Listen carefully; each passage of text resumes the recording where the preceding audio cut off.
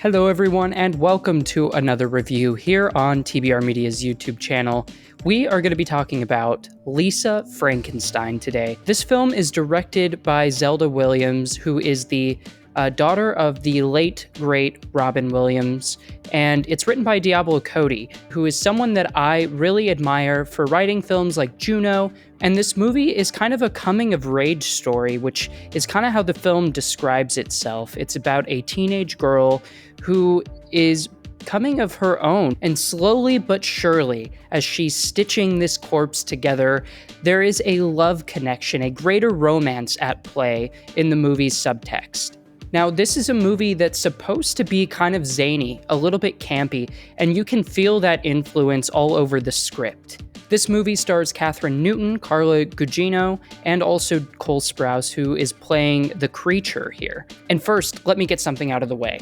I love these types of films, the ones that kind of just take you and envelop you in this world that isn't your own, with the tone, with the atmosphere, and with that horror edge to it. I am a sucker for horror films. This is a misfire, and there's no other way to really describe it other than being just an absolute misfire on almost every level, which is unfortunate because I really did go into this movie wanting more, expecting more, at least to the point where I expected to have somewhat of a good time with it. But ultimately, everything is so flat. And you can tell that all of the elements between the writing and the cinematography and the editing, even the soundtrack, it doesn't gel well together. And one of the big, I think, problems that this film had was its use of diegetic music, where, you're hearing things with the characters in the world, in the fictional world.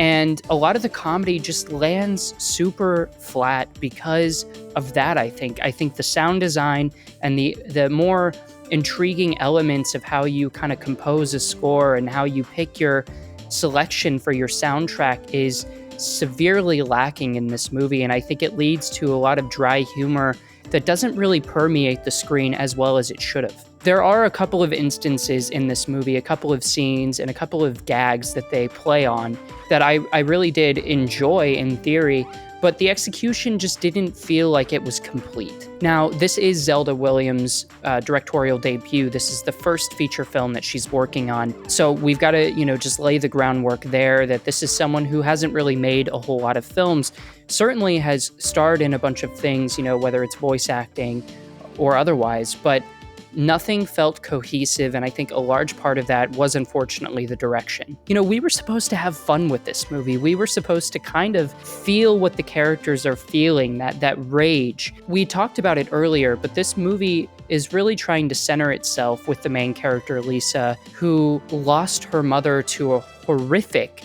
brutal murder from an intruder. And without giving away too many spoilers, they're touching on traumatic selective mutism, which is a really interesting diagnosis that I haven't seen put in many films. It's something that I struggled with after my mom's unfortunate passing. And so I was really hoping that they would lean into that a little bit to give the film a little bit of grounding. They mention it one time offhandedly, and then it's never brought up again. Lisa's kind of just this weird oddball character that goes through life, goes through school, and everything, even in her own family, where she just feels out of place at any given moment, which is something that you certainly can feel with grief. You can feel like you're the odd one out of almost any situation, including in your own family. And maybe perhaps had the film spent a little bit more time delving into that dynamic, we would have felt an attachment to this character and to this story that otherwise wasn't there.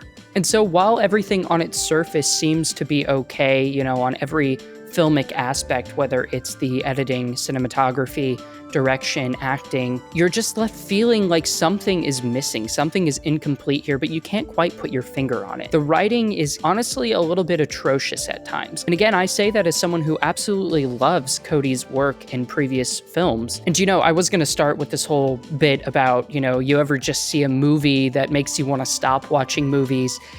I still kind of feel that with this one. It burned me out to the point where that hour and 40 minutes, which is so fast in so many other movies, so many other examples of movies with shorter runtimes, closer to that 90-minute mark that just fly by and you are anticipating more. Here, It's almost like I wanted more from it, but I didn't like watching it. And that's a problem when you're trying to get people into this kind of weird zany world that you've built. I like the concept. I don't necessarily like the execution, and ultimately that's where I land on this film.